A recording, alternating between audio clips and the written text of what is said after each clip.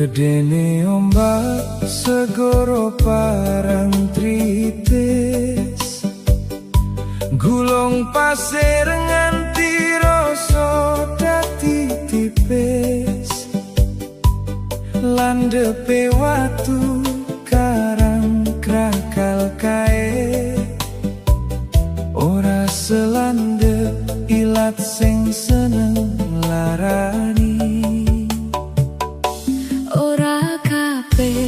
Cerita kudu dibales, kadang menang luweh duweni wales. Sing tulus bakal tetep langgeng, senajan ketutup mendung kang peteng.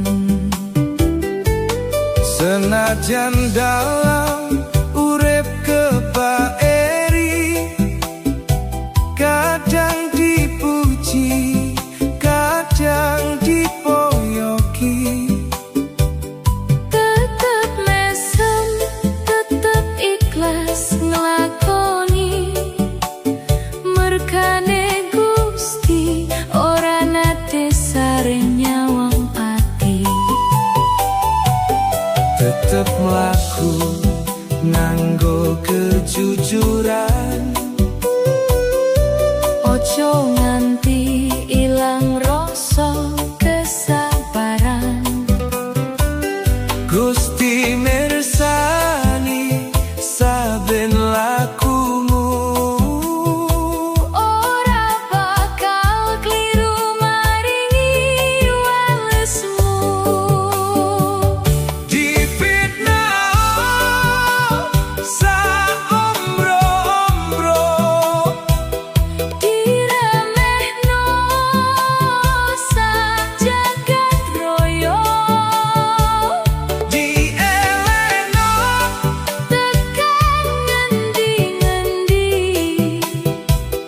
Nanging ati ojo nganti luntur budi, yen awak dhewe mlaku ing dalan bener, ora perlu nesu, ora perlu getar, becek ketitik olo ketoro.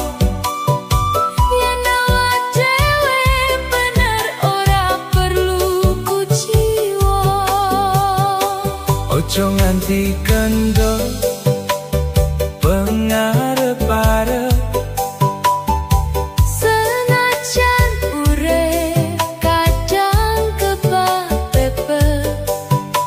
Sing nandur becik mesti ngunduh becik, ora bakal ilang senajan suwe setitik. Difitnah saombro-ombro, diremehno sajagat royo. Sing bener ora bakal goyah, merga Gusti tansah mersani. Dadi panyengkuyung urip iki, segoro ora bakal kendhat ombake, langit ora bakal mandeg lintange. Semono uga urip manungsa, sing sabar bakal nemu bunga ing pungkasane. Yen wengi iki isih peteng, percaya esuk mesti padang. Ojo kendo nyekel kabecikan, merga iku dalan marang katentraman. Difitnah saombro-ombro, diremehno sajagat royo, dielehno tekan ngendi-ngendi. Nanging ati ojo nganti luntur budi.